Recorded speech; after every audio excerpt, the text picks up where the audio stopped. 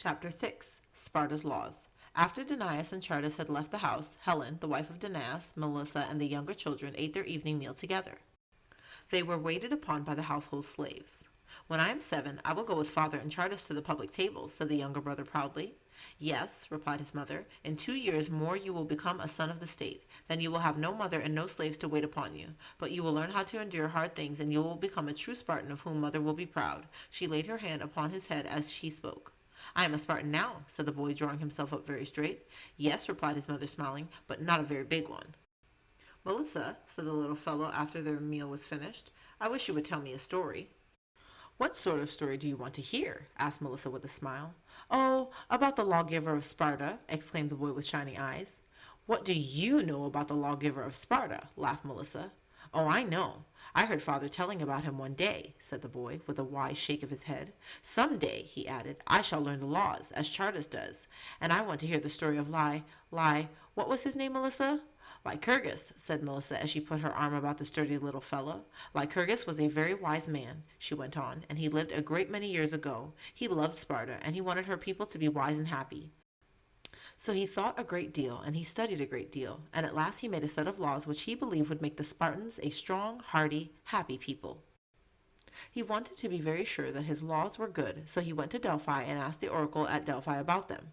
The oracle told him that his laws were the best in all the world. So Lycurgus taught his laws to the people, and the Spartans kept the laws. But Lycurgus was afraid that after he died the people might forget his laws or try to have them changed. So after a long time, when he grew to be an old man, he told the Spartans that he was going again to Delphi, and he had the people promise that they would keep his laws until he came back. The people made a solemn promise that they would do this. "And he didn't come back, did he?" interrupted the boy eagerly. "I remember. Father said so." "No," answered Melissa, "he never came back, and so, after all these years, his laws are still kept, for the people promised, you know." "Yes, I know," nodded the boy earnestly. "Thank you, Melissa. That was a good story." The law of Lycurgus, of which Melissa had told, were different from those of any other country. They provided that each Spartan should be given a certain amount of land and slaves to take care of it. The Spartans were to spend their time in public affairs such as the military and religious festivals, the education of the children, and the enforcement of the laws.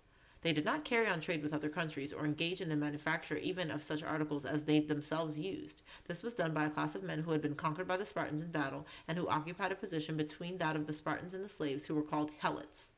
All lines of work were passed on from father to son. A flute player was sure to be the son of a flute player. A maker of drinking cups was sure to be the son of a man who had made drinking cups. Even the cooks who made the black broth which appeared so often upon Spartan tables had learned to make it from their fathers, and these men in turn from their fathers before them. Customs did not change in Sparta. Lycurgus had not intended that they should.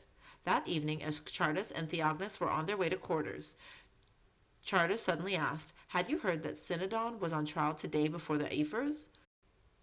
"No," replied Theognis. "What was his offense?" "He was accused of bringing a quantity of silver money into Sparta." "And was he found guilty?" asked Theognis. "Yes," replied Chardas with a laugh. "He was found guilty and ordered to go without his dessert at table for 10 days as punishment." Theognis too laughed, although a fine of this sort was not unusual in Sparta. "Hurry, you are late," called Brasidas, who was standing at the door of their quarters, and Chardas and Theognis hastened their steps. They were just in time to take their places for the drill upon the laws, which every Spartan boy was expected to learn. Soon in unison with the others they began to chant, half singing, half reciting, and beating time to the rhythm with their bare feet.